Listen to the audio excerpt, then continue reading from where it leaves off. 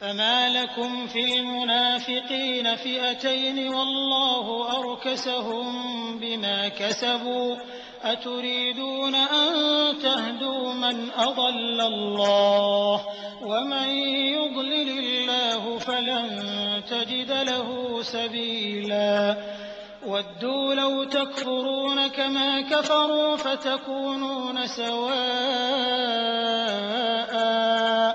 فلا تتخذوا منهم أولياء حتى يهاجروا في سبيل الله فإن تولوا فخذوهم واقتلوهم حيث وجدتموهم ولا تتخذوا منهم وليا ولا نصيرا إلا الذين يصلون إلى قوم بينكم وبينهم ميثاق أو جاءوكم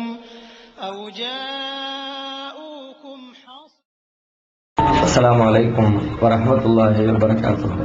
பெருமதிப்பிற்கும் மரியாதைக்கும் உரிய எல்லாம் வல்ல அல்லாஹ்வின் நல்லடியார்களே, அருமை பெரியோர்களே, தாய்மார்களே, சகோதர சகோதரிகளே, இந்த நிகழ்ச்சியில் இறுதி நபியின் இறுதி பேருரை என்ற தலைப்பினை எனக்கு வழங்கியிருக்கிறார்கள்.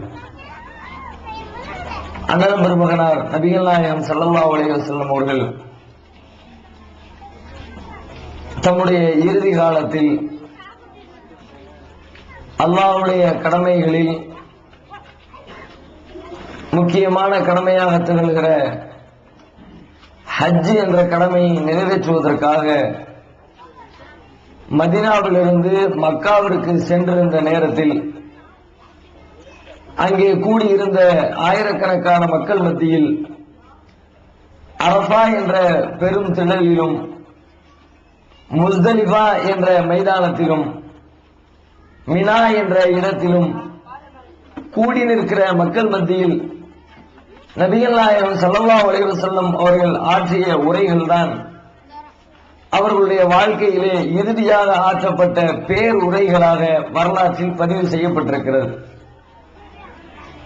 அந்த உரைகள் என்பது அவர்களுடைய 23 ஆண்டு கால இஸ்லாமிய பிரச்சாரத்தை சன்னம் சன்னமாக அல்லாஹ்வால் இறக்கி அருளப்பட்ட வேத வசனங்களை ரத்தின சுருக்கமாக உலகத்திற்கு எடுத்துச் சொல்கிற ஒரு உரையாக திகழ்கிறது. வரலாற்றிலே பொன் எழுத்துக்களால் வைர வரிகளால் எழுதப்படுகிற அளவிற்கு சின்னஞ்சிறு வார்த்தைகளாக இருந்தாலும் பெண்ணம்பெரிய கருத்துக்களை உள்ளடக்கிய பாரிய தத்துவங்களை அந்த தமது உரையிலே நபிகள் நாயகம் ஸல்லல்லாஹு அலைஹி வஸல்லம் அவர்கள் குறிப்பிடுகிறார்கள். இன்றைக்கு நாம் நினைப்பதை போன்று பேருரை என்றால்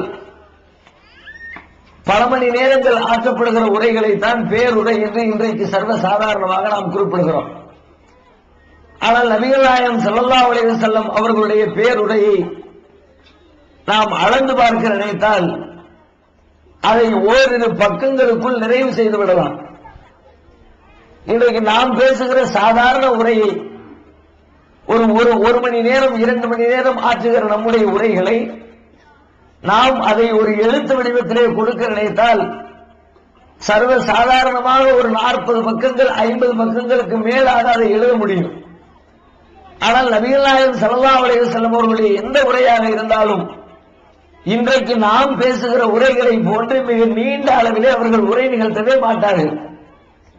ஒரு மாணவனுக்கு எவ்வாறு கற்றுக் கொடுத்தால், கற்றுக் கொடுக்க வேண்டிய முறைகளை எவ்வாறு கடைபிடித்தால் அவனது உள்ளத்திலே அந்த சொல்லப்படுகிற செய்தி மிகச் சரியாக போய் அமருமோ அதற்கு தேவையான எல்லா ஒழுங்குகளையும் நபிகள் நாயகம் ஸல்லல்லாஹு அலைஹி வஸல்லம் புரிந்து வைத்திருந்தார்கள்.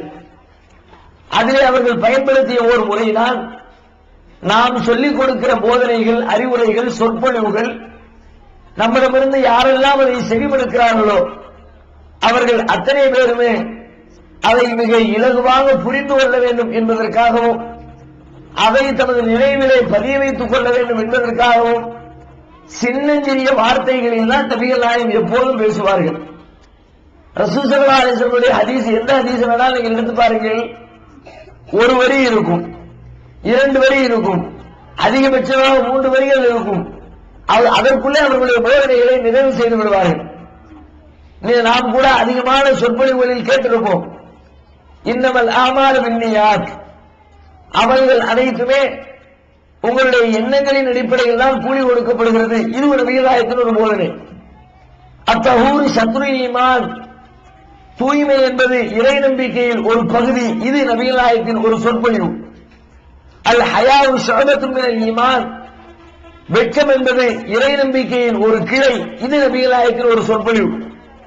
ரசூல் ஸல்லல்லாஹு அலைஹி வஸல்லம் உரைகளை நாம் புரட்டி பார்த்தால் ஒரு வரி, அரை வரி, 2 வரி, 3 வரி, சின்னஞ்சிறி. அதனால்தான் இன்றைக்கு கூட நபிகள் நாயகத்தின் போதனைகளை நம்மால் மனப்பாடம் செய்து பிறருக்கு சொல்ல முடிகிறது.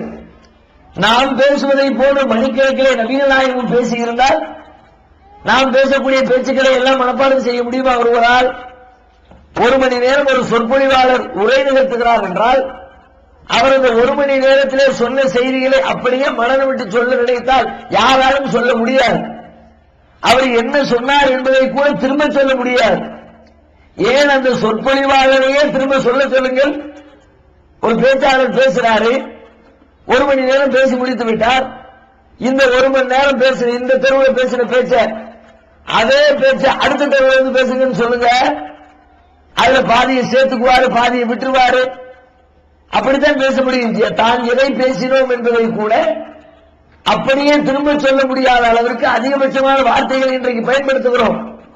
ஆனால் நபிகள் நாயகம் ஸல்லல்லாஹு அலைஹி வஸல்லம் அவர்களுடைய உரையிலேயே அதிகபட்சமாக வார்த்தைகள் பயன்படுத்தப்பட்ட உரை என்று சொல்லப்படுகிற அந்த ஹஜ்ஜத்துல் விதாயிலே இந்த சமூகத்தை விட்டு நபிகள் நாயகம் விடைபெற்று செல்லக்கூடிய அந்த உரையிலே அவர்கள் பயன்படுத்திய வார்த்தைகளை பார்த்தால் ரத்தின சுருக்கமாக ஒவ்வொரு வரிகளுக்கும் 1000 பக்கங்களில் விளக்கம் கொடுக்கிற அளவிற்கு அற்புதமான போதனைகளை அந்த தமது இறுதி பேருரையிலே நபிகள் நாயகம் அவர்கள் குறிப்பிடுகிறார்கள்.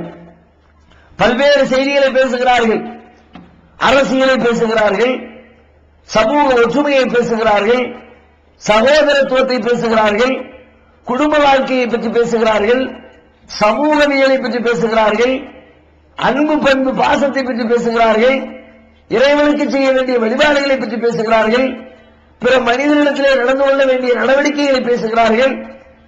மனிதனுக்கு எதுவெல்லாம் சொல்லப்பட வேண்டுமோ அவைகளை எல்லாம் அவர்கள் சார்பிலிருந்து சொல்லுகிறார்கள். அதை சொல்லுவதற்கு முன்பு நபிகள் நாயகம் ஒரு பீடிகை போடுகிறார்கள். இன்னி லா அத்ரி லா அல்லி லா ஹஜ்ஜு பஅதா அமி ஹாதா, இந்த ஆண்டிற்கு பிறகு உங்களை நான் மீண்டும் சந்திப்பேன் என்று என்னால் சொல்ல முடியாது. நான் சொல்ல போகிற செய்தி சாதாரண செய்தி என்று நினைத்து விடாதீர்கள். இதற்கு பிறகு உங்களை நான் இப்படி சந்தித்து உறவாடி உங்களுக்கு தேவையான போதனைகளை சொல்வதற்குரிய வாய்ப்பு வசதிகள் எனக்கு கிடைக்கும் என்று நான் நம்பவில்லை என்று சொல்லிவிட்டு தன்னுடைய பேச்சை துவங்குகிறார்கள். அந்த வார்த்தைக்கு என்ன அர்த்தம்? ஒரு மனிதன் தன்னுடைய கடைசி காலத்தில் அந்திம நேரத்தில் அவனுக்கு கிடைக்கக்கூடிய ஒரு சில மணி துளிகளில் தன்னுடைய பிள்ளைகளுக்கு வாரிசுகளுக்கு ஒரு செய்தியை சொல்ல நினைத்தால் எந்த அளவிற்கு முக்கியத்துவம் வாய்ந்த செய்திகளை தன்னுடைய கடைசி நேரத்தில் ஒரு மனிதன் சொல்லிச் செல்ல விரும்புவானோ அப்படிப்பட்ட நிலையிலே நான் இருக்கிறேன் என்பதனை முதலில் புரிய வைக்கிறார்கள். நான் இதுவரைக்கும் சொன்ன செய்திகள் அனைத்துமே முக்கியமானவைதான். என் வாழ்க்கையிலே சொல்லப்பட்ட போதனைகள் அனைத்துமே கடைபிடிக்கப்பட வேண்டியவைதான். உங்களால் உதாசீனம் செய்யப்படாமல் பின்பற்றப்பட வேண்டியவைதான்.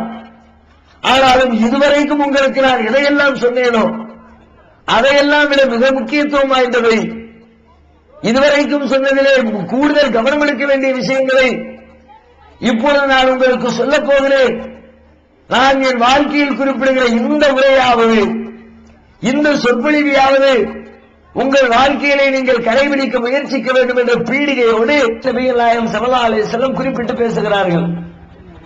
ஃபஇன்ன திமாக்கும் வ அம்வாலக்கும் வ ஆராவக்கும் ஹராமுன் கஹுர்மதி யௌமிக்கும் ஹாதா வ ஃபீ பலதிக்கும் ஹாதா வ ஃபீ ஷஹரிக்கும் ஹாதா.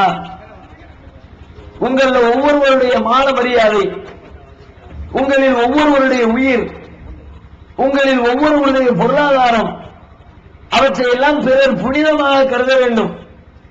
அடுத்தவருக்கு சொந்தமான காசு பணத்தில் அடுத்தவருடைய மான மரியாதையை குலைக்கிற காரியங்களில் அடுத்தவருடைய உயிரை பறிக்கிற மாதிரியான செய்திகளில் ஒரு முஸ்லிம் எந்த காரணத்தை கொண்டும் ஈடுபட்டுவிடக் கூடாது என்ற போதனை அந்த இடத்திலே அழுத்தம் திருத்தமாக பதிவு செய்கிறார்கள்.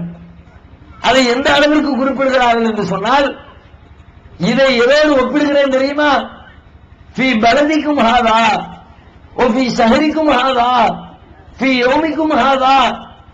நாம் நின்று கொண்டிருக்கிற, நீங்கள் நின்று கொண்டிருக்கிற இந்த மக்கா முக்கர்ரமா அல்லாஹ்வால் எவ்வளவு புனிதப்படுத்தப்பட்டிருக்கிறதோ, நீங்கள் அமர்ந்திருக்கிற இந்த துல்ஹஜ்ஜுடைய மாதம் எந்த அளவிற்கு புனிதமானதோ, நீங்கள் நின்று கொண்டிருக்கிற இந்த துல்ஹஜ் மாதத்துடைய 9ஆம் நாள் எந்த அளவிற்கு புனிதம் பேணப்பட வேண்டுமோ அந்த அளவிற்கு பிறருடைய பொருளை, பிறருடைய உயிரை, பிறருடைய மான மரியாதைகளை நீங்கள் பேணி நடந்து கொள்ள வேண்டும் என்று நமக்கு போதனை செய்தார்கள். இன்றைக்கு நம்முடைய இஸ்லாமிய சமுதாயம் இதைத்தான் சிந்திக்க கடமைப்பட்டிருக்கிறது. நபிகள் நாயகம் ஸல்லல்லாஹு அலைஹி வஸல்லம் அவர்கள் தம்முடைய வாழ்க்கையின் இறுதி கட்டத்திலே ஆற்றிய மிக முக்கியத்துவம் வாய்ந்த இந்த உரையினை நமது வாழ்க்கையில் நாம் கடைபிடிக்கிறோமா? பிறருடைய பொருளாதார விஷயத்தில் நாம் எப்படிப்பட்ட அணுகுமுறையை கடைபிடித்து வருகிறோம்?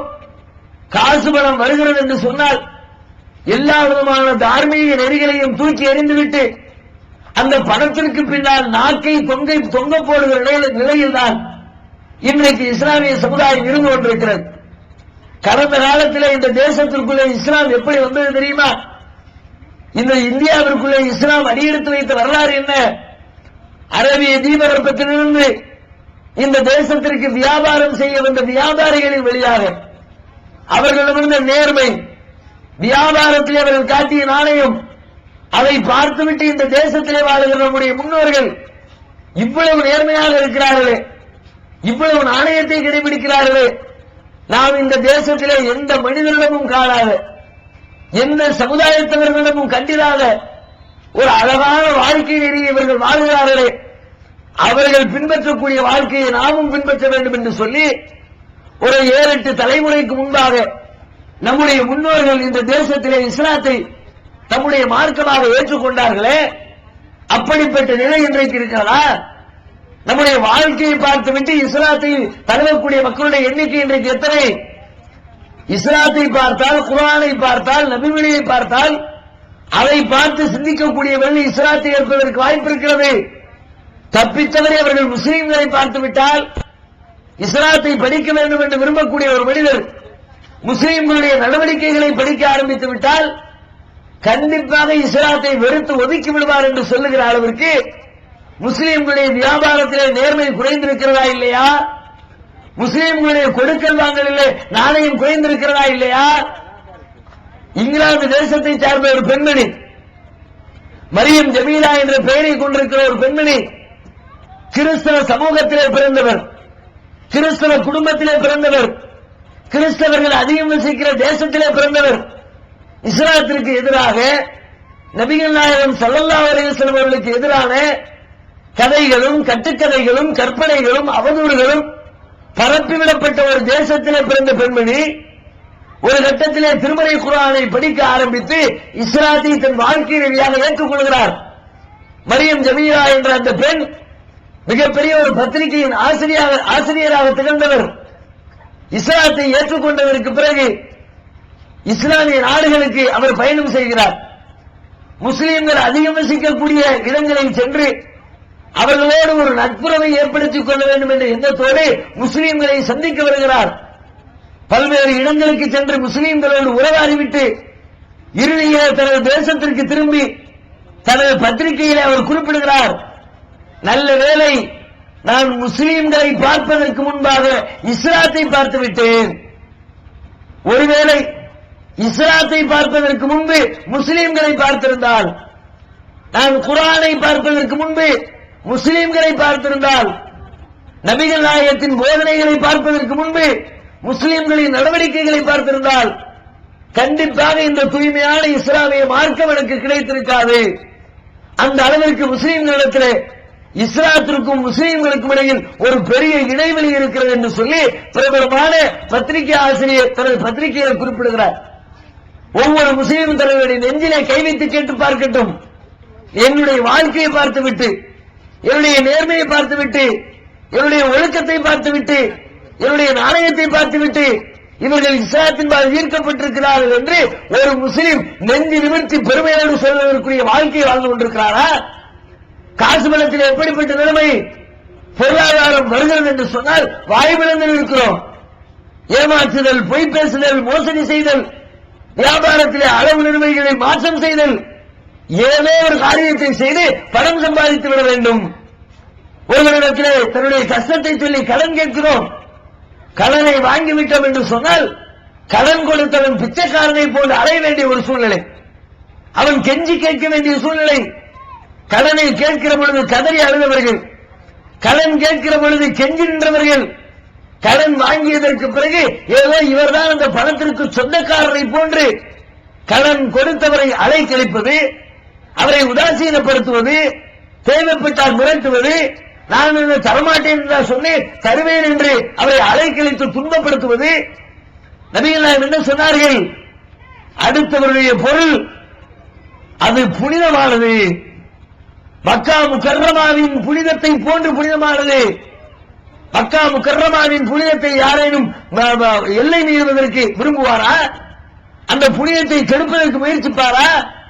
மக்கா முக்கர்ரமாவிலே சென்று அதை அசிங்கப்படுத்துவதற்கு யாரேனும் ஆசைப்படுவாரா? ஒரு முஸ்லிமுடைய உள்ளத்திலே அப்படி ஆசைப்பட மாட்டான் என்று சொன்னால் அடுத்தவருடைய பொருளாதாரத்திலே கை வைப்பதற்கும் அவன் ஆசைப்படக்கூடாது. அவன் தான் உண்மையான முஸ்லிம் என்று எச்சரித்தார்களே. இன்றைக்கு நம்முடைய நிலைமை எப்படி இருக்கிறது? பிறருடைய மான மரியாதை பொருளாதாரத்திலே எல்லை மீறுவதை போன்று மான மரியாதையில் எல்லை மீறுகிறோம். பிறரை பற்றி, அவருடைய ஒழுக்க வாழ்க்கையை பற்றி, அவருடைய தனிப்பட்ட வாழ்க்கையிலே செய்துவிட்ட தவறுகளை பற்றி பொது இடங்களில் விமர்சிக்கிறோம். பொதுமக்களுக்கு தேவையான குற்றங்களாக இருந்தால் விமர்சிக்கலாம், பொதுமக்களை பாதிக்கக்கூடிய பிரச்சனைகளாக இருந்தால் குற்றமுறைகளை எடுத்துச் சொல்லலாம். ஆனால் அவன் தனிப்பட்ட வாழ்க்கையை செய்துவிட்ட குற்றங்களை, அவனுக்கும் அல்லாஹ்விற்கும் மாத்திரம் கணக்கு முடிக்கப்பட வேண்டிய குற்றங்களை மக்கள் மத்தியிலே சென்று பேசுகிறோமா இல்லையா? பிறருடைய மான மரியாதையை கூவி கூவி விற்பனை செய்கிறோமா இல்லையா? திருமலை குர்ஆன் இப்படிப்பட்ட காரியத்தை எப்படி வர்ணிக்கிறது? உங்களின் சகோதரனின் மாமிசத்தை அறுத்து உண்பதற்கு சமம் என்று குர்ஆன் வர்ணிக்கிறதே. அப்படிப்பட்ட பாவத்தை ரசூலுல்லாஹ் குறிப்பிடுறாங்க. அடுத்தவருடைய மான மரியாதை சாதாரண நினைச்சாங்க. நீ ஒரு தவறு செய்து விட்டால் அந்த தவறை இன்னொரு மனிதன் மக்கள் மத்தியில் பகிரங்கப்படுத்தி விடுவானோ என்று நீ எப்படி பயப்படுவாய்? நீ ஒரு குற்றத்தை செய்து விட்டாய், யாருக்கும் தெரியக்கூடாது என்று நினைத்தாய், அந்த குற்றத்தை ஒருவன் பார்த்து விட்டால் ஒரு உள்ளம் எந்த அளவிற்கு பதைக்கும். தப்பு செஞ்சிட்டமே, இந்த தப்பை அடுத்தவன் பார்த்துட்டானே, வெளியில போய் சொல்லிடுவானோ, அவன் சொல்லக்கூடாது, நமக்கு இந்த ஊர்ல ஒரு மரியாதை இருக்குது, இந்த மரியாதையை நாம கெடுத்துக் கொள்ளக் கூடாது என்று நம்முடைய உள்ளத்தில் எந்த அளவிற்கு பயம் வருகிறது. என்னுடைய தவறை பிறர் மத்தியிலே ஒருவன் பேசக்கூடாது என்று நான் விரும்பினால் பிறருடைய தனிப்பட்ட தவறுகளை நான் மட்டும் பேசலாமா? நான் பிறர் விஷயத்தில் எப்படி நடந்து கொள்கிறேனோ அப்படித்தான் அல்லாஹ் என்னுடைய விஷயத்திலே நடந்து கொள்வான். நபிகள் நாயகம் ஸல்லல்லாஹு அலைஹி வஸல்லம் சொல்றாங்க, பிறர் செய்த பாவங்களை நீங்கள் மன்னித்தால் நீங்கள் அல்லாஹ்வுக்கு செய்த பாவத்தை அல்லாஹ் மன்னிப்பான். மன் சத்தர நம்ப அகீஹி சத்தரல்லாஹு நம்பஹு ஃபில் ஆখিরা. யார் ஒருவர் பிறருடைய குறைகளை மறைக்கிறாரோ அவரது குறைகளை அல்லாஹ் மறைக்கிறான். மன் நஃபஸ குர்பத்தன் மின் குரபி துன்யா நஃபஸல்லாஹு குரபஹு ஃபில் ஆখিরা. யார் ஒருவர் பிறருடைய கஷ்டத்தை நீக்குவதற்கு முயற்சிக்கிறாரோ அவருடைய கஷ்டத்தை அல்லாஹ் நீக்கி விடுகிறான். யார் பிறரை சேர்ந்து வாழ்கிறாரோ அவரை அல்லாஹ் சேர்த்துக் கொள்கிறான். வமன் கதா கதாஹுல்லாஹ். யார் பிறரை துண்டித்து வாழ்கிறாரோ அவரை அல்லாஹ்வும் துண்டித்துக் கொள்கிறான். பிறர் விஷயத்திலே நீங்கள் எப்படி நடக்கிறீர்களோ அப்படித்தான் உங்கள் விஷயத்திலே அல்லாஹ்வும் நடந்து கொள்வார் என்று சொன்னால் பிறருடைய மான மரியாதையை மக்கள் மத்தியிலே கூவி கூவி விற்பனை செய்வது எந்த அளவிற்கு நியாயம்? பிறரை பற்றி குறை கூறுவது எப்படி ஏற்றுக்கொள்ள முடியும்? பிறரை பற்றி புறம் பேசுவதை எப்படி அங்கீகரிக்க முடியும்? வயலுள்ளிக்குள்ளு ஹுமசத்தில் லுமசா. குறை கூறிக்கொண்டு புறம் பேசிக்கொண்டு தெரியக்கூடிய ஒவ்வொரு மனிதனுக்கும் கேடு உண்டாகட்டும், நாசம் உண்டாகட்டும். யார் சொல்றது? திருமறை குர்ஆனிலே அல்லாஹ் சொல்லித் தருகிறான். இந்த செய்தியை நபிகள் நாயகம் தனது உரையில குறிப்பிடுறாங்க. அடுத்தவருடைய பொருளை மதியுங்கள், அடுத்தவருடைய மான மரியாதைக்கு மதிப்பு கொடுங்கள், அதிலே நீங்கள் எல்லை மீறி விடாதீர்கள், வரம்பு மீறி விடாதீர்கள் என்று எச்சரிக்கை செய்தார்களே, அதை நமது வாழ்க்கையில் கடைபிடிக்க முயற்சிகளை மேற்கொள்ள வேண்டும். அது மாத்திரமில்லை, மேலும் சொல்லுகிறார்கள், அலா இன்னகுல்ல ஷைஇன் மின் அஹ்லில் ஜாஹிலிய்யா, மக்களை அறிந்து கொள்ளுங்கள், அறியாமை காலத்திலே செய்யப்பட்ட எத்தனையோ காரியங்கள் மௌதூஉன் தஹ்த கதமைய ஹாத்தைன், இதோ என்னுடைய 2 கால்களுக்கு கீழே போட்டு மூலத்தனமான அறியாமை காலத்து எல்லா செயல்பாடுகளையும் நான் புதைத்து விட்டேன். நான் இந்த உலகத்திற்கு ஏன் வந்திருக்கிறேன்? இந்த உலகத்திலிருந்து நான் செய்திருக்கிற காரியம் என்ன? மூலத்தனமான, முட்டாள்தனமான, அறிவுக்கு ஒவ்வாத, பகுத்தறிவு ஏற்றுக்கொள்ளாத எந்த காரியத்திற்கும் என்னுடைய மார்க்கத்திலே இடம் கிடையாது. ஒரு முஸ்லிம் எந்த காரியத்தை செய்தாலும் அதற்கு அறிவுபூர்வமாக விளக்கம் சொல்வதற்கு அவன் தயாராக இருக்க வேண்டும். அல்லாஹ்வுடைய வழிபாடுகளை தவிர்த்து உலகத்தில் அவன் செய்யக்கூடிய எந்த ஒரு காரியமாக இருந்தாலும் அது பகுத்தறிவுக்கு ஒத்ததாக இருக்க வேண்டும். சிந்தனை ரீதியாக அது விளக்கம் கொடுப்பதற்கு தகுதியானதாக இருக்க வேண்டும். அப்படி எந்த காரண காரியமும் இல்லாமல், ஏற்றுக்கொள்ள தகுந்த எந்த காரணமும் சொல்ல முடியாமல் ஒரு காரியத்தை ஒரு முஸ்லிம் செய்யக்கூடாது. ஏனென்றால் திருமறை குர்ஆன் வர்ணிக்கிறது, நாளை மறுமையிலே நரக நெருப்பிலே கொண்டு தள்ளப்படுகிற மக்களில் அதிகமானவர்கள், குர்ஆன் பேசுகிறது, வலக்கது நரகனாலி ஜஹன்னம கஸீரம் மினல் ஜின்னி வல் இன்ஸ், மனிதர்களிலும் ஜின்களிலும் அதிகமானவர்களை நாம் நரகத்திற்காகத்தான் தயாரித்து வைத்திருக்கிறோம். அவர்கள் நரகத்திற்கு போவதற்கு காரணம் என்ன தெரியுமா? அந்த காரணத்தை எல்லாம் பட்டியல் போட்டுக் கொண்டே வருகிறான். வலஹும் ஆயுனுன் லா யுப்சிரூன பிஹா வலஹும் ஆதானுன் லா யஸ்மஊன பிஹா லஹும் குலூபுன் லா யாகிலூன பிஹா உலாயிக கல் அன்ஆம் பல் ஹும் அவல் வ உலாயிக ஹுமுல் காஃபிலூன். நாளை மறுமையில் நரகத்திற்கு செல்வதற்குரிய மிக முக்கியமான காரணம், அந்த மக்களுக்கு நல்ல கண்கள் இருக்கும், அதை கொண்டு பார்க்க வேண்டியவற்றை பார்த்திருக்க மாட்டார்கள். நல்ல காதுகள் இருக்கும், கேட்க வேண்டிய விஷயங்களை கேட்டிருக்க மாட்டார்கள். நல்ல மூளை இருக்கும், ஆனால் அந்த மூளையை கொண்டு சிந்தித்து அவர்கள் செயல்பட்டிருக்க மாட்டார்கள்.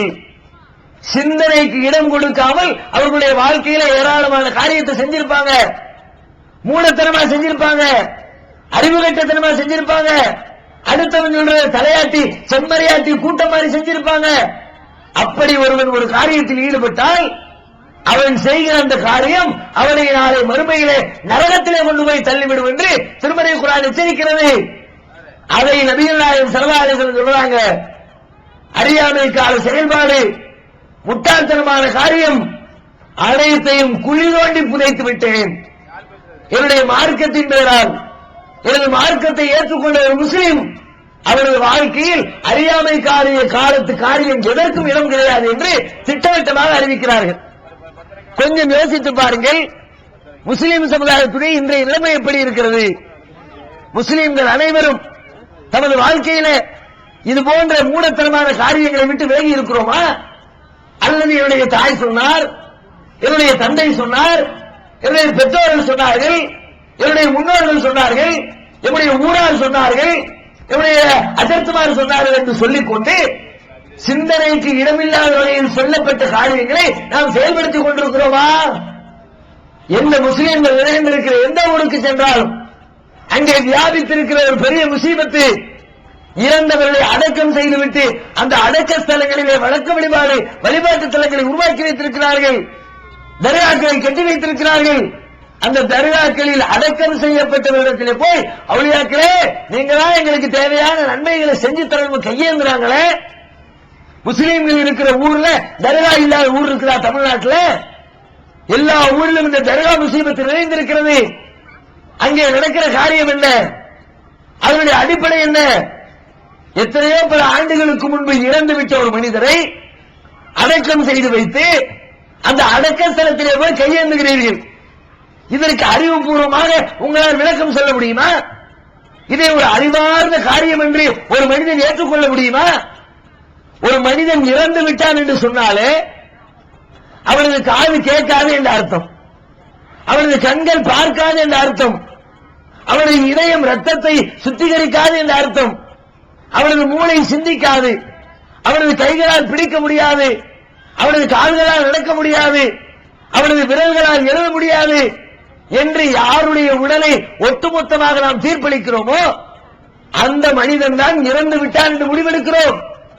அப்படிப்பட்டவரை தான் குழி தோண்டி புதைத்து விட்டு வருகிறோம். அப்படி பல வருடங்களுக்கு முன்பு புதைக்கப்பட்ட ஒரு மனிதனுடைய சமாதியில யார் இறந்து விட்டார், யாருடைய காது கேட்காது என்று திட்டவட்டமாக நாம் நம்பினோமோ அப்படிப்பட்டவருடைய சமாதியில போய் நின்று கொண்டு அவரை அழைத்து பிரார்த்திக்கிறீர்களே, நீங்கள் அழைக்கிற அழைப்பை அவர் கேட்பாரா? அவர் எனக்கு பதில் சொல்வாரா? திருமறை குர்ஆனிலே அல்லாஹ் கேட்கிறான், வமன் அல்ல, இவனை விட முட்டாள் வேறு எவனடா இருக்கிறான், இவனை விட வழிகட்டவன் வேறு எவன் இருக்கிறான் சொல்லிட்டு அவன் யாரு பின்னாடி பேசுறான். மிம்மை எதுவும் இந்துவன் இல்லாஹி மல்லாய ஸ்தஜீபுலஹு இலா யௌமில் கியாமத்தி, கியாமத்து நாள் வரை அழைத்தாலும் இவர்களுடைய அழைப்பை செவிமடுக்க மாட்டார்களே, அழைப்புக்கு பதிலளிக்க மாட்டார்களே, அவர்களை போய் அழைக்கிறார்களே, இவனை விட வழிகட்டவன் எவன் இருக்கிறான்? நீ கூப்பிடு, ஒரு நாள் கூப்பிடு, 2 நாள் கூப்பிடு, 1 வருஷம் கூப்பிடு, 2 வருஷம் கூப்பிடு, கியாமத்து நாள் வரைக்கும் அல்லாஹ் உனக்கு ஆயுச போட்டாலும் சரி, கியாமத்து நாள் வரைக்கும் அவுளியாவே அவுளியாவே அவுளியாவே அவுளியாவே நீ லட்சக்கணக்கான தடவை அழைத்தாலும் அவர் பதிலளிப்பாரா? என்னன்னு கேட்பாரா? நீங்க கேட்ட கேள்விக்கு பதில் சொல்வாரா? நல்ல தெரியும் பதில் சொல்ல மாட்டார்னு பிறகு எப்படி போய் அழைக்கிறீர்கள்? அல்லாஹ் கேட்கிறானே, இந்த காரியத்தை முஸ்லிம் சமுதாயம் செய்து கொண்டிருக்கிறதா இல்லையா? இது மாதிரி எத்தனை காரியம், 1 2 அறிவோடு உரசி பார்த்தால் பதிலளிக்க முடியாத காரியத்தை எத்தனை காரியத்தை செய்து கொண்டிருக்கிறோம். சம்பவப்பட்டினத்தில் ஒரு 2-3 பேர் இருக்கிறாங்களாம், பெரிய ஃபேமஸான ஆட்களாம். என்ன ஃபேமஸ்? நமது கண்களுக்கு புலப்படாத அல்லாஹ்வுடைய மற்றொரு படைப்பாகிய ஜின்னினம், அந்த ஜின்களையே கட்டுப்படுத்தி வைத்திருக்கிறார்களாம். அதையும் ஒரு கூட்டம் நம்புது, அதை வச்சு அவர் பயங்கரமா வேலை வாங்குவாராம். எப்படி நம்புறீங்க? உங்களால எப்படி நம்ப முடியுது? அல்லாஹ் அவங்களுக்கு ஒரு மூளையை கொடுத்திருக்கிறான், அவன் தான் கூறு கட்டவன். நான் அதை வச்சிருக்கேன் இதை வச்சிருக்கேன்னு கதை விட்டா அதை வச்சிருக்காரா இல்லையான்னு கன்ஃபார்ம் பண்ணணுமா இல்லையா? அவர் வச்சிருக்கிறாரா இல்லையான்னு தெரியாம எப்படி அவர் சொல்லுகின்ற கூட்டை நீங்கள் நம்புகிறீர்கள்? ஜின்ன வச்சிருக்கிறேன், வச்சிருக்கேன்னா அதுக்கு என்ன ஆதாரம்? ஆதாரத்தை காட்டி ஏத்துக்கிறோம், சொல்லுங்க என்ன ஆதாரம் வேணும்? ஜின்களை பற்றி திருமறை குர்ஆன் சொல்லுகிறது. ஜின்களுடைய ஆற்றல் என்ன, அவர்களுடைய செயல்பாடு என்ன? நபி சுலைமான் அலைஹிஸ்ஸலாம் அவர்கள் ஜின்களை வசப்படுத்தி கொடுத்திருந்தார் அல்லாஹ் ரப்பல் ஆலமீன். அந்த ஜின்களை வைத்து பல்வேறு வேலைகளை வாங்கினார்கள். அதுல ஒரு வேலையை குர்ஆன் சொல்கிறது. பக்கத்து நாட்டு அரசி அவள் சுலைமான் அலைஹிஸ்ஸலாத்தை சந்திக்க வருகிறார். இந்த செய்தி கேள்விப்பட்டவுடனே சுலைமான் அலைஹிஸ்ஸலாம் ஜின்களை அழைத்து கேட்கிறார்கள், அரசி நம்மை சந்திக்க வருகிறார், அவருடைய சிம்மாசனத்தை எடுத்து வர வேண்டும், அந்த வேலையை செய்து முடிப்பது யார் கேட்கிறாங்க. அப்ப அதுல ஒரு ஜின்னு சொல்கிறது, அல்லாஹ் குர்ஆன்ல அந்த வரலாற்றை சொல்லி காட்டுகிறான். கால இஃப்ரீத்து மினல் ஜின், அந்த ஜின்களிலே இருந்த இஃப்ரீத் என்ற பெயரையுடைய ஒரு ஜின் சொன்னது, ஆனா ஆத்திக பிஹி கப்ல அன் தகூம மின் மகாமிக, சுலைமான் நபி அவர்களே நீங்க உங்க இடத்துல உட்கார்ந்து இருக்கிறீங்களே, உட்கார்ந்து இருக்கிற நீங்கள் உட்கார்ந்த இடத்துல இருந்து எழுவதற்குள்ளாக நான் அந்த சிம்மாசனத்தை அரியாசனத்தை தூக்கி கொண்டு வந்து விடுகிறேன். உட்கார்ந்து இருக்கிற ஆளு எந்திக்கிறதுக்கு எவ்வளவு நேரம் ஆகும்? சேர்ல உட்கார்ந்து இருக்கிறேன், உங்களை எந்திரிக்க எவ்வளவு நேரம் எடுத்துக்கிறீங்க? 2 மணி நேரம் ஆகுமா? அதுல பட்டுக்கோட்டையில இருந்து வர்ற தூரமா இது? உட்கார்ந்து இருக்கிற ஆளு எந்திக்கிறதுக்கு 1 நிமிஷம் ஆகுமா? ஒரு 10 செகண்ட் ஆகுமா? 5 செகண்ட் ஆகுமா? 2 செகண்ட் ஆகுமா? ஒரு 2 செகண்ட்ல உட்கார்ந்து இருக்கிற எந்திரிச்சிருவார். ஜின்னு சொல்லுது, நான் இந்த 2 செகண்டுக்குள்ள அங்க போய் அந்த சிம்மாசனத்தை தூக்கிக்கிட்டு இங்க கொண்டு வந்து தந்து விடுகிறேன். அதுல பியூட்டி என்ன தெரியுமா? சுலைமான் அலைஹிஸ்ஸலாம் சொல்றாங்க, அதெல்லாம் ஓவர் லேட், அதை விட சீக்கிரம் யார் கொண்டு வருவா? அடுத்து ஒரு ஜின்னு இருக்குது. அல்லாஹ் சொல்றான், காலல்லதி இந்தஹு இல்மு மினல் கிதாப், அறிவு ஞானம் கொடுக்கப்பட்ட ஒரு ஜின்னு இருந்து சொன்னது, நான் கொண்டு வருகிறேன். எவ்வளவு நேரம் எடுத்துக் கொள்வாய்? தரஃபத ஐனிக், உங்கள் கண்களை சிமிட்டுகிற நேரத்தில் கொண்டு வருகிறேன். கண் சிமிட்ட எவ்வளவு நேரம்? உட்கார்ந்து இருக்கிற ஆளு எந்திக்கிறதுக்காவது கையை ஊனணும், பேலன்ஸ் பண்ணணும், எந்திரிச்சு நிக்கணும், டைம் எடுக்கும். ஒரு 2 செகண்டாக எடுக்கிறோம். கண்ணு சிமிட்டுறதுக்கு ஒரு மைக்ரோ செகண்ட் போதுமே. ஒரு செகண்ட் 1000 பங்கு வச்சா அதுல ஒரு பங்குல கண்ணை சிமிட்டிட முடியும். அப்படிப்பட்ட மிக குறைந்த கால அளவில் ஆயிரக்கணக்கான மைல்கள் பயணித்து அங்கே இருக்கிற ஒரு சிம்மாசனத்தை தூக்கி கொண்டு மீண்டும் அதே ஆயிரக்கணக்கான மைல்கள் பயணித்து சுலைமான் நபியுடைய அரசவைக்குள்ளே கொண்டு வந்து வைக்கிற அளவிற்கு திறமை பெற்றவர்களான ஜின்கள் இருக்கிறது என்றால் அல்லாஹ் சொல்லி காட்டுறானே, அப்படிப்பட்ட ஆற்றல் பெற்ற ஜின்னை நீ வச்சிருக்கிறப்பா, நீ அது மாதிரி என்ன மாதிரி செஞ்சு காட்டு. அமெரிக்காவில் வெள்ளை மாறுகிற ஒபாமா உட்கார்ந்து இருக்கிறார, ஒபாமா சேர கொண்டு உட்கார வைக்கி நம்பிடுவோம். நிறைய வேலை செய்யும் ஜின்னு. பெரிய பெரிய கட்டடத்தை கட்டி கொடுத்துச்சு, பைத்துல் முகத்தஸை கட்டிச்சு, பெரும் பெரும் கொப்பரைகளை கட்டி அல்லாஹ் சொல்லி காட்டுறான். பெரிய பெரிய சிற்பங்களை சுலைமானுக்காக யாமலூனஹு மின் மஹாரிப வ தமாசீல வ ஜிஃபானின் கல் ஜவாபி வ குதூரின் ராசியாத், தடாகங்களை போன்ற பெரும் பெரும் கொப்பரைகள். பெரிய அண்டா கொப்பரை இருக்குல்ல, எப்படிப்பட்ட கொப்பரையா? பெரிய தடாகத்தம் குளத்த மாதிரி கொப்பரை. அஜ்மீர்ல ஒரு கதை சொல்லுவாங்க, அஜ்மீர்ல ஒரு டேக்ஸா வச்சிருப்பாங்க, ரொம்ப ஃபேமஸா சொல்லுவாங்க. அஜ்மீர்ல சோறாக்குறதுக்கு ஒரு பெரிய டேக்ஸா ஒண்ணு இருக்கும், அதுல ஏணி போட்டு இறங்குவாங்களாம். பெரிய டேக்ஸா தான், அதுல ஒண்ணும் பொய் இல்ல, கெட்டிதான் வச்சிருக்கிறாங்க. அதை விட பிரம்மாண்டமா இது பெரிய குளம் மாதிரி இருக்குமா. அப்ப எவ்வளவு கற்பனை பண்ணி பார்த்தா அப்படி ஒரு டேக்ஸாவை நம்ம வாழ்க்கையில பார்த்திருக்கவே மாட்டோம். அவ்வளவு பிரம்மாண்டமான பொருட்களை எல்லாம் சர்வ சாதாரணமாக செய்து முடிக்கிற ஆற்றல் அந்த ஜின்களுக்கு உண்டு. செஞ்சு தர சொல்லு. பக்கத்திலே உட்கார்ந்துருக்கேன், என் கண்ணுக்கு தெரியாது, உங்க கண்ணுக்கு ஜின்னு தெரியும். ஏன்னா ஜின்ன வசப்படுத்தி வச்சிருக்க ஆள் நீங்க. நான் பக்கத்தில் உட்கார்ந்துருக்கேன், ஒரு பெரிய டேக்ஸாவை செஞ்சு தர சொல்லுங்க, ஒரு பெரிய வீட்டை கட்டி தர சொல்லுங்க. ரொம்ப ஈஸியா போயிடும். நம்ம சமுதாயம் தான் இந்த நாட்டிலேயே ரொம்ப ரொம்ப கஷ்டப்பட்டு இருக்கிற சமுதாயம், பொருளாதாரத்தில் பின்தங்கி இருக்கிற சமுதாயம், ஓர குடிசைகள்ல குடும்பம் நடத்திக்கிற சமுதாயம். இந்த ஊர்ல எத்தனை குடிசை வீடு இருக்குது? ஜின்னை வச்சு ரொம்ப சூப்பரா வேலை வாங்கலாம். ஒரே நாள் கட்டடத்தை பூரா ஒரு 10 மாடி கட்டடத்தை கட்டி எல்லா மக்களையும் குடியேற்றி விடுறான். கெட்டுன்ற வேண்டியதான், ஜின்னை கூப்பிட்டு கெட்டி குடி. நைட்டோட நைட்டா, நைட் எதுக்கு? உட்கார்ந்து 10 நிமிஷத்துல டீ குடிக்கிறதுக்குள்ள கெட்டி முடிச்சிரு வேலை. கெட்டி முடிச்ச பிறகு இருக்கிற மக்களை எல்லாம் கூப்பிட்டு குடியேறுங்க சந்தோஷமா. ஏன் குடிசையில உட்கார்ந்து இருக்கிறீங்க சொல்லுங்க, நம்புறோம். கன்ஃபார்ம் பண்ணீங்களா? அவர் ஜின்ன வச்சிருக்கன்னு சொல்றாரு, நீங்களும் அதை நம்பிக்கிட்டு அவர்கிட்ட போறீங்க. அவர் என்னமோ பெரிய அறிவு பெற்றவரா, பல விஷயங்கள் உங்களுக்கு கற்று தருவாரா? எப்படியா ஜின்களை கட்டுப்படுத்துறீங்கன்னு கேட்டா ஒரு கதை ஒண்ணு விடுறாங்க. ஜின்ன வசப்படுத்துறேன்னு சொல்ற எல்லா பிராடு பேர் வரையிலும் சொல்லக்கூடிய கதை என்ன கதை? குர்ஆன்ல சூரத்துல் ஜின்னுங்கிற பேர்ல ஒரு சூரா இருக்குது.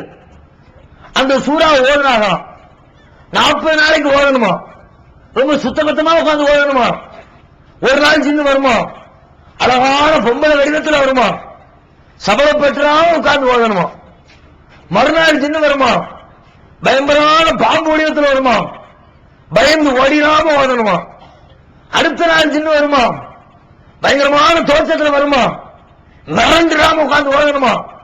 இப்படியே 40 நாளைக்கு உட்கார்ந்து ஓதிவிட்டா 40வது நாள் ஜின்னு கைக்குள்ள வந்துரும். கண்ணுக்கு தெரியாத ஜின்னை பத்தி கதை விடுற நீ. சரி, நான் அதை நம்புறேன். கண்ணுக்கு தெரிஞ்ச இன்னும் எத்தனையோ சூரா அல்லாஹ் குர்ஆன்ல சொல்லி காட்டுகிறான். குர்ஆன்ல சூரத்துன் நஹ்ல் தேனிங்கிற பேர்ல ஒரு சூரா இருக்குது, ஜின்னுங்கிற பேர்ல ஒரு சூரா இருக்குது. அது மாதிரி தேனி அப்படிங்கிற பேர்ல ஒரு சூரா இருக்குது. ஓது 40 நாளையில் ஒரு தேனி வசப்படுத்து, ஃபீல் யானைங்கிற பேர்ல ஒரு சூறா இருக்கு, யானை வசப்படுத்து. நாஸ் மனிதன் என்ற பெயரில் ஒரு சூறா இருக்குது, மனுஷன் வசப்படுத்து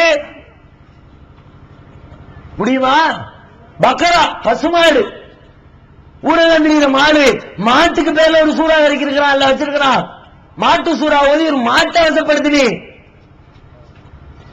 அப்ப தெரியும் மண்டவாளையே இது கண்ணுக்கு எதிரில் தெரிகிற மிருகம், அது கண்ணுக்கு தெரியாத ஒரு ஜந்து, கண்ணுக்கு தெரியாத தெரிஞ்ச மாதிரி விடலாம். அப்படித்தானே? உங்களை ஏமாற்றுவதற்காக வேண்டி திட்டம் தீட்டி பொய்யுரைக்கிறார்கள். ஒரு முஸ்லிம் இதை எப்படி நம்ப முடிகிறது? ரசூலுல்லாஹ் இதைத்தான் சொன்னாங்க, அலா இன்ன குல்ல ஷைஇன் மின் அஹ்லில் ஜாஹிலிய்யா, மக்களே அறியாமை காலத்து மூடத்தனமான காரியங்கள் அனைத்தையும் மௌதுஉன் தஹ்த கதமையஹாத்தைன், இதோ இந்த இரண்டு கால்களுக்கு கீழே போட்டு மிதித்து விட்டேன். மிதிக்க வேண்டாமா? ஒரு கல்யாண காட்சி என்று சொன்னால் நல்ல நாள் கெட்ட நாள் என்று அதர்த்தத்தில் போய் நேரம் குறிக்கிறீர்கள். நேரத்திலே நல்ல நேரம் உண்டா கெட்ட நேரம் உண்டா? நல்ல நேரம் பார்த்து முடித்து வைக்கிற திருமணங்கள் எல்லாம் நல்லபடியாகவே முடிந்து செல்கிறதா? ஒரு நேரத்தில் கல்யாணம் நல்ல நேரம் கல்யாணத்தை பண்றீங்க, அதே நேரத்தில் இன்னொருத்த வீட்டில் ஒரு மௌத்து விழுகிறது. அதையெல்லாம் யோசிச்சு பார்த்தாலே உங்க அறிவு தீர்ப்பளிக்கும். நேரத்தில் நல்ல நேரம் ஒரு நேரம் இல்ல, கெட்ட நேரம் ஒரு நேரம் இல்ல. அந்த நேரத்தில் நாம் செய்கிற காரியத்தை பொறுத்து அது நல்லதாகவோ அல்லது கெட்டதாகவோ முடிவடைந்து விடுகிறது. இதை ஒருத்தர் சொல்லித் தரணுமா? பாடம் நடத்தணுமா? பயான் பண்ணணுமா? ஒவ்வொரு மனிதனுக்கு வழங்கப்பட்டிருக்கிற மூளை போதுமானது இதை சிந்தித்து உணர்வதற்கு. இதர சூழ்நிலை சொல்றாங்க, ஒரு முஸ்லிமுக்கான இலக்கணத்தை சொல்றாங்க, அல் முஸ்லிமு மன் சலிமல் முஸ்லிமூன மின் லிசானிஹி வ யதிஹி. ஒரு முஸ்லிம் என்றால் யாரு தெரியுமா? யாருடைய நாவாலும் யாருடைய கரத்தாலும் பிற மக்களுக்கு எந்த துன்பமும் நேரவில்லையோ அவன்தான் முஸ்லிம். இன்னைக்கு சம்பப்பட்டினத்துடைய லெவல் என்ன? முஸ்லிம் என்று இலக்கணம் சொல்லுகிற விதத்தில் சம்பப்பட்டினம் ஜமாத் இருக்கிறதா? என்ன லெவலு? இது மாதிரி நபிகள் நாயகத்தினுடைய கருத்துக்களை அவர்கள் வாழ்ந்த வாழ்க்கை முறையிலே எடுத்துச் சொல்லுகிறோம் என்று அதற்காக வேண்டிய ஒரு கூட்டம் நடத்த நினைத்தால், அது குறித்து மக்களுக்கு விழிப்புணர்ச்சி ஏற்படுத்தினால், நபிகள் நாயகம் எப்படி வாழ்ந்தார்களோ அப்படித்தான் என் வாழ்க்கையை நான் அமைத்துக் கொள்வேன் என்று மக்கள் மத்தியில் அறிவித்தால், அதை இந்த ஜமாத்தால் தாங்க முடியல. அதுக்காக தையோ பொய்யோ குதிக்கிறாங்க. அதை தடுப்பதற்கு முயற்சிகள் மேற்கொள்கிறார்கள். ஊரை விலக்கி வச்சிருவாங்க. ஊரை விலக்கிட்டா அதுல கூட பயந்தாங்கொழி தரும். ஒரு காரியத்தை செஞ்சா தில்லோட செய்யணும்ல. தௌஹீத் ஜமாத்துக்காரன் எத்தனையோ காரியத்தை செய்யணும், முன் வச்ச கால பின் வைக்க மாட்டான். ஒரு காரியம் சரின்னு தெரிஞ்சிருச்சா அது எவ்வளவு பெரிய ஆளா இருந்தாலும் எவ்வளவு கீழ்நிலையில உள்ள மனிதனாக இருந்தாலும் ஆதரவு கொடுத்து அந்த காரியத்தை செஞ்சு முடிக்கும் ஜமாத். ஒரு காரியம் தப்புன்னு தெரிஞ்சிருச்சா அதை செஞ்சவர் அவரு முதலமைச்சராக இருக்கட்டும், பிரதமராக இருக்கட்டும், ஜனாதிபதியா இருக்கட்டும், நீ துப்பாக்கியை தூக்கி நெஞ்சில வச்சாலும் சரி தப்பு தப்பு தான் உரைச்சு சொல்லக்கூடிய ஜமாத் இந்த ஜமாத்து. உங்க பார்வையில தப்பு தானே? எது? குர்ஆனை மட்டும் பின்பற்றுவோம், நபிகள் நாயகத்தின் போதனைகளை தான் பின்பற்றுவோம், அதை தாண்டி வேற எதையும் செய்ய மாட்டோம்னு நாங்க சொல்றது தப்புன்னா, அப்படிப்பட்டவர்கள் மீது நடவடிக்கை எடுப்பதற்கு நீங்கள் முயற்சித்தால் நடவடிக்கையை ஓப்பனா டிக்ளேர் பண்ண வேண்டியதானே? அதனால் வரக்கூடிய பாதிப்புகளை ஏற்றுக்கொள்ள வேண்டியதானே? என்ன சொல்றாங்க? நடவடிக்கை எடுக்கிறது உலகத்துக்கு தெரிஞ்சா அவங்களுக்கு ஆபத்தான். என்ன ஆபத்து? ஊர் விலைக்கு வச்சுட்டோம்னு அவங்க தீர்மானம் போட்டா ஜெயிலுக்குள்ள 7 வருஷம் கம்பி எண்ணும் சட்டம் இருக்கு. அன்டச்சபிலிட்டி ஆக்ட், தீண்டாமை சட்டம்னு ஒரு சட்டம் இருக்கிறது.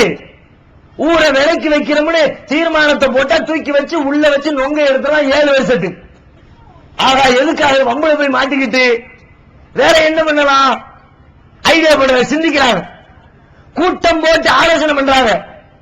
ஆலோசனையின் முடிவெடுக்கிறார்கள். நம்ம அவங்கள விலக்கிட்டோம்னு சொல்ல வேண்டாம், நாங்க விலகிக்கிட்டோம், அவங்கள விட்டு ஜமாத்து விலகிக்கிட்டோம். போலீஸ்ல போய் உட்கார்ந்து பேசும்போது நாங்க அவங்கள விளக்கல சார், அவங்கள ஊரை விட்டு விலக்கி வைக்கல சார், நாங்க தான் விலகிக்கிட்டோம் சார். இதுக்கு என்ன அர்த்தம்? நீங்க விலகிட்டீங்கன்னா விளக்குறீங்கன்னா அர்த்தம் வாயில சொல்ல வேண்டியதானே. ஒரு காரியத்தை நாங்கள் செய்வது தவறு என்றால் அந்த தவறை திராணியோடு எதிர்த்து நில்லுங்கள். இது என்ன கோழைத்தனமான வார்த்தை? நாங்களும் சொல்லுகிறோம். என்ன சொல்றோம்? நபி இப்ராஹிம் அலைஹிஸ்ஸலாத்துடைய போதனையை சொல்றோம். நீங்க என்ன எங்களை விட்டு விலகிறது?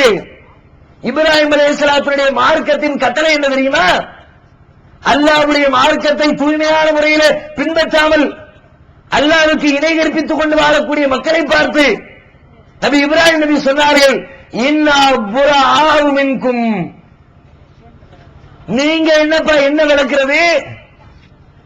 உங்களை விட்டு நான் விலகிக் கொள்கிறேன். இப்ராஹிம் அலைஹிஸ்ஸலாம் சொன்னாங்க. நாங்க சொல்றோம், நீங்க எங்களை விளக்க தேவையில்லை. இன்னா புராஉ மின்கும், உங்களை விட்டு, உங்களுடைய வழிபாட்டை விட்டு, உங்களுடைய கொள்கைகளை விட்டு நாங்கள் விலகிக் கொள்கிறோம்.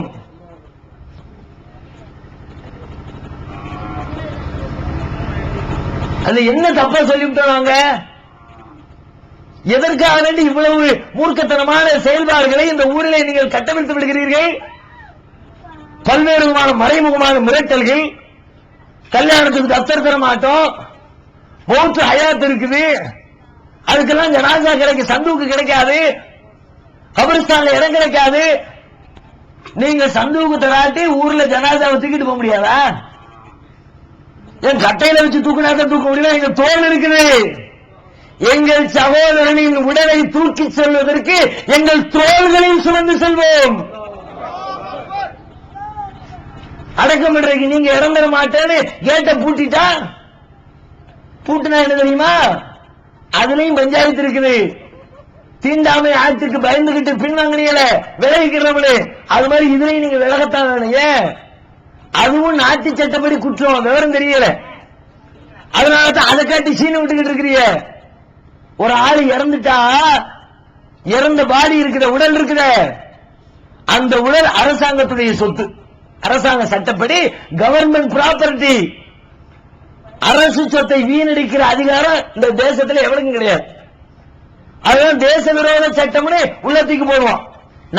நாட்டுடைய பொது சொத்தை சேதப்படுத்தினால் என்ன தண்டனையோ அது மாதிரி இறந்து விட்ட ஒரு மனிதனின் சடலத்தை, இந்த தேசத்து குடிமகனின் சடலத்தை ஒருவர் தேவையில்லாமல் சிதைத்தால், அதை அழுகுவதற்கு, நாற்றம் எடுப்பதற்கு, அது பூமிக்கு மேலே கிடந்து கெட்டுப் போவதற்கு ஒருவர் காரணமாக இருந்தால் அவர் இந்த தேசத்துடைய சட்டப்படி தேசத்திற்கு சொந்தமான பொது சொத்தை அவர் வீணடித்திருக்கிறார்.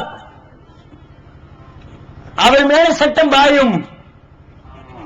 முறைப்படி அரசாங்கத்திற்கு தகவல் தெரிவித்தால், முறைப்படி காவல்துறைக்கு தகவல் தெரிவித்தால், அரசாங்கத்தின் மரியாதையோடு குழுமி நிற்கிற ஏகத்துவவாதிகளின் பிரார்த்தனைகளோடு எங்கள் சகோதரனின் சடலத்தை அடக்கம் செய்வதற்குரிய வழிமுறைகள் எங்களுக்கு தெரியும்.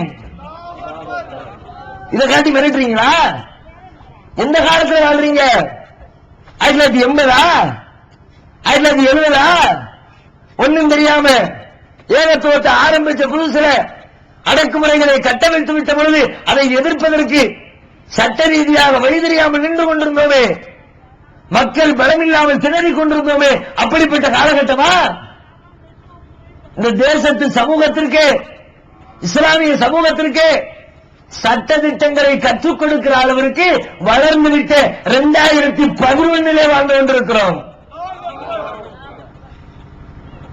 சொல்லிக் கொள்கிறோம் ஜமாத்தார்களுக்கு, இது போன்ற தேவையற்ற கெடுபிடிகளை மீண்டும் நீங்கள் தொடர்ச்சியாக செய்தால், மற்ற மக்களுக்கு கட்டளையிட்டு சட்டம் போட்டு இவர்களுடைய இந்த கொள்கைவாதிகளுடைய வீடுகளுக்கு செல்லக்கூடாது, அவர்களுக்கு உறவு வைத்துக் கொள்ளக்கூடாது, அவர்களை திருமணத்திற்கு அழைக்கக்கூடாது. திருமணத்துக்கு அழைக்கிறன்னா நீ அழைக்காம இருக்கிற ரொம்ப சந்தோஷம் எங்களுக்கு. ஏன் அழைக்கிற கல்யாணம்னா என்ன கல்யாணம்?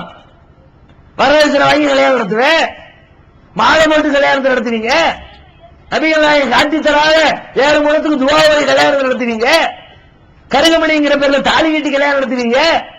அந்த கல்யாணத்துக்குலாம் நீ கூப்பிட்டாலும் வராத கூட்டம் இல்லையா இந்த கூட்டம்? நீங்க என்ன என்னது எங்களை கூப்பிட வர்றீங்க? ரொம்ப சந்தோஷம். அது மாதிரி கல்யாணத்துக்கு நீங்க கூப்பிடாத ரொம்ப சந்தோஷமா திருப்தியாக ஏற்றுக்கொள்கிறோம். ஆனால் அதிகாரத்தை பயன்படுத்தி நாங்கள் ஊருடைய முத்தவள்ளிகளாக இருக்கிறோம், நிர்வாகிகளாக இருக்கிறோம் என்று சொல்லி பொதுமக்களை மிரட்டி மக்கள் தொடர்புகளை துண்டிக்க நினைத்தால் அந்த பிரச்சனை சம்பைப்பட்டினம் பிரச்சனையாக முடிந்து விடாது. அதை தமிழக அளவில் மிகப்பெரிய பிரச்சனையாக்கி சம்பந்தப்பட்ட நிர்வாகிகளுக்கு சட்ட ரீதியாக அவங்களை எந்த இடத்துல கொண்டு போய் நிப்பாட்டணுமோ அப்படிப்பட்ட இடத்திலே கொண்டு போய் நிற்க வைப்பதற்குரிய வேலைகளை எங்களை தள்ளிவிட வேண்டாம் என்று எச்சரிக்கையாக சொல்லிக் கொள்கிறோம். நபிகள் நாயகம் ஸல்லல்லாஹு அலைஹி வஸல்லத்துடைய இறுதி போதனையில் இதையெல்லாம் சொல்லி தர்றாங்க. இதை வீரத்தை, அடக்குமுறைகளுக்கு அஞ்சாத அந்த நடவடிக்கைகளை, அறியாமை காலத்து செயல்பாடுகளை ஒருவர் செய்தால் அதை விட்டு நீ விலகிக் கொள்ள இந்த போதனையை ரசூல் ஸல்லல்லாஹு அலைஹி வஸல்லம் சொல்லி தர்றாங்க. இறுதியா இன்னும் எக்கச்சக்கமா நிறைய சொல்றாங்க. அந்த செய்தி சொல்லப்படுகிற செய்திகள் அனைத்தும் சொல்வதற்குரிய கால அவகாசம் இல்லை. இறுதியாக நபி ஸல்லல்லாஹு அலைஹி வஸல்லம் சொல்றாங்க, உலக மக்கள் வெளியிடாமல் நேர்வழியிலே நீடித்து நிலைத்து நிற்பதற்கு மக்களுக்கு சொல்லுகிறார்கள், மக்களே யா அய்யுன்னாஸ் இன்னி தரக்து மா இனதஸம்தும் பிஹி ஃபலன் தலில்லு அபதா. உங்களிடத்திலே நான் ஒன்றை விட்டுச் செல்கிறேன், அதை நீங்கள் பற்றி பிடித்திருக்கிற காலம் வரை வழி தவறிவிட மாட்டீர்கள். கிதாபுல்லாஹ் வ சுன்னத் நபிஹி, ஒன்று அல்லாஹ்வுடைய வேதமாகிய திருமறை குர்ஆன், மற்றொன்று அவரது தூதருடைய வழிமுறை. இந்த இரண்டை நீங்கள் உங்கள் வாழ்க்கையில் கடைபிடியுங்கள். இரண்டை தாண்டி மார்க்கத்தின் பேரால் வேறு எதையும் நீங்கள் பின்பற்றாதீர்கள். அது ஷாஃபி இமாம் சொன்னதாக இருந்தாலும் சரி, ஹனபி இமாம் சொன்னதாக இருந்தாலும் சரி, மாலிகி இமாம் சொன்னதாக இருந்தாலும் சரி, ஹம்பலி இமாம் சொன்னதாக இருந்தாலும் சரி, சஹாபாக்கள் சொன்னதாக இருந்தாலும் சரி, நம்முடைய அஜர்த்துமார்கள் சொன்னதாக இருந்தாலும் சரி, ஒவ்வொருவருடைய பெற்றோர் காட்டி தந்ததாக இருந்தாலும் சரி, ஊர் உலகத்திலே இருக்கிற அதிகமான மக்களுடைய கருத்தாக இருந்தாலும் சரி, அல்லாஹ்வும் அல்லாஹ்வுடைய தூதரும் காட்டி தந்ததை தவிர வேறு எதையும் உங்கள் வாழ்க்கையிலே நீங்கள் கடைபிடித்து விடாதீர்கள். இந்த இரண்டை மாத்திரம் நீங்கள் பின்பற்றினால் உங்கள் வாழ்க்கையை நீங்கள் வழிதவர மாட்டீர்கள் என்று சொல்லி அந்த போதனையோடு தம்முடைய இறுதி பேருரையை நபிகள் நாயகம் ஸல்லல்லாஹு அலைஹி வஸல்லம் ஒரு நிறைவு செய்தார்கள். அவர்கள் சொன்ன அந்த இறுதி உரையிலே மேற்கோள் காட்டி குறிப்பிட்ட அத்தனை தகவல்களையும் நமது வாழ்க்கையை கடைபிடித்து இம்மையிலும் மறுமையிலும் வெற்றி பெறுவதற்கு முயற்சிக்க வேண்டும். அல்லாஹ் ரப்பல் ஆலமீன் நம் அனைவருக்கும் அதற்குரிய நல்லவர்களை தந்தருள் புரிவானாக.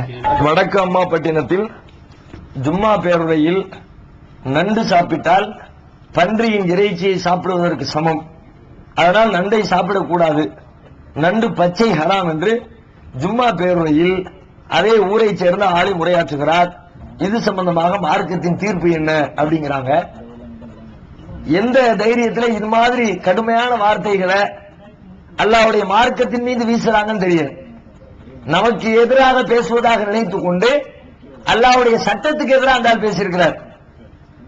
அல்லாஹ் குர்ஆன்ல சொல்லி காட்டுகிறான், உஹில்லலக்கும் சைதுல் பஹர், இந்த கடல்வாழ் நீர்வாழ் உயிரினங்கள் உங்களுக்கு அனுமதிக்கப்பட்டிருக்கிறது. வதஆமுஹு, அதுல வேட்டையாடுவது உங்களுக்கு அனுமதிக்கப்பட்டிருக்கிறது, அவருடைய உணவு உங்களுக்கு அனுமதிக்கப்பட்டிருக்கிறது. ரசூல் ஸல்லல்லாஹு அலைஹி வஸல்லம் சொல்லிட்டாங்க. அது கடல்வாழ் உயிரினம்னு ஒன்று முடிவாகிவிட்டது என்று சொன்னால் அது என்ன உயிரினமா இருந்தாலும் அதுல போட்டு ஆய்வு செய்யக்கூடாது. அது எப்படிப்பட்ட உயிரினம், அதனுடைய பண்புகள் என்ன, எப்படி வேணாலும் இருந்துட்டு போகுது, மனுஷனுக்கு கேடு தராம இருக்குதாங்கிற ஒரு அளவோட மட்டும் பார்க்கணும். ரெண்டாவது, கடல்வாழ் உயிரினமா இருந்தா எதை வேணாலும் எடுத்துட்டீங்க, அது கடல்ல உள்ள பன்னியாவே இருந்தாங்க, கடல் பன்னின்னு பேர் வச்சுக்கோங்க, கடல் கழுதன் பேர் வச்சுக்கோங்க, கடல் நாயின் பேர் வச்சுக்கோங்க, கடல் கழுகின் பேர் வச்சுக்கோங்க, கடல் பருந்தின் பேர் வச்சுக்கோங்க, என்ன பேர் வச்சுக்கோங்க, கடல்வாழ் உயிரினமா உங்களுக்கு அனுமதி நல்லா சொல்லிவிட்டான். அதுக்கு பிறகு நண்டு கடல்வாழ் உயிரினம் தானே, நல்லா தெரியுது. பச்சை ஹராம்னு எங்க இருந்து சொன்னாரு, அவரா இட்டுக்கட்டு சொல்லி இருக்கிறார். ஒரு சட்டத்தை சொல்றாருன்னா குர்ஆன்ல இருந்து சொல்லணும், நபிகள் நாயகத்தின் போதனையில இருந்து சொல்லணும். இந்த ரெண்டை விட்டுவிட்டு அவங்களா சொல்றதுக்கான ரைட்ஸ் அல்லாஹ் யாருக்கும் கொடுக்கல, நபிமார்களுக்கே கொடுக்கல.